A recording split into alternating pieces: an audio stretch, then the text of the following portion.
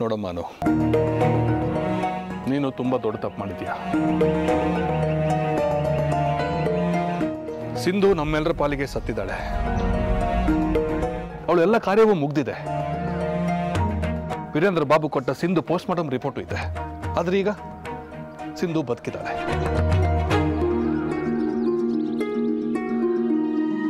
ಇದರಿಂದ ಏನ್ ಕತೆ ಇದೆಯೋ ನನಗಂತೂ ಗೊತ್ತಿಲ್ಲ.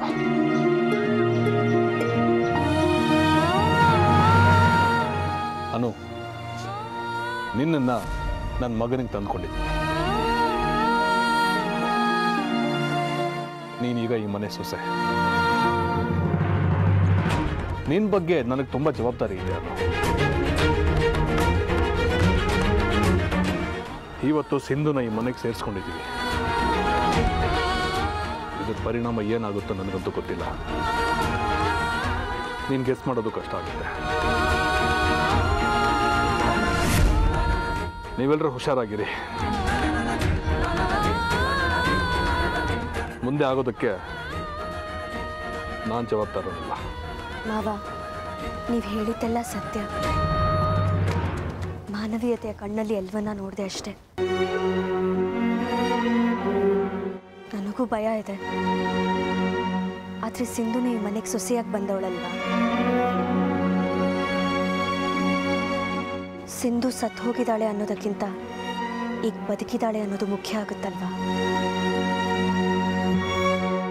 ನಿಮ್ಮ ಮಗನ ಪರಿಸ್ಥಿತಿ ನನಗೆ ಅರ್ಥ ಆಗುತ್ತೆ.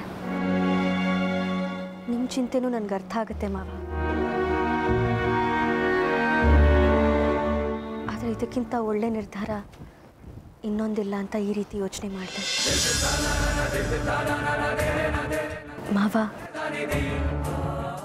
ಏನೇ ಬಂದರೂ ನಾನು ಎದುರಿಸ್ತೀನಿ. ನೀವು ಅತ್ತೆ ಏನೂ ಯೋಚನೆ ಮಾಡಬೇಡಿ. ನನ್ನ ಲಕ್ಕಿ ಪ್ರೀತಿನ ಯಾರೂ ಸೋಲ್ಸೋದಕ್ಕಾಗೋದಿಲ್ಲ. ಸಿಂಧುಗೆ ಅಕ್ಕನಾಗಿರ್ತೀನಿ. ಇರೋಷ್ಟು ದಿನ ಖುಷಿಯಾಗಿರಲಿ. ನನ್ನ ಧರ್ಮನ ನಾನು ಪಾಲಿಸ್ತೀನಿ ಮಾವ.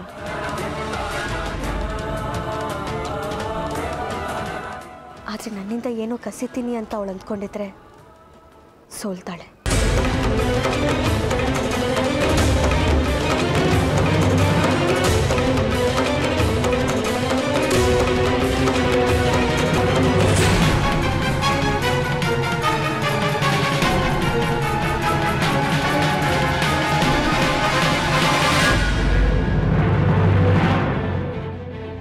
ಅತ್ತಿಗೆ, ಸಿಂಧುನ ರೂಮು ಕರ್ಕೊಂಡು ಹೋಗಿ.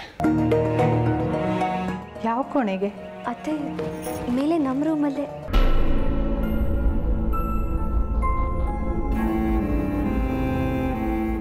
ಅವಳ ರೂಮಲ್ಲೇ ಇರಲಿ.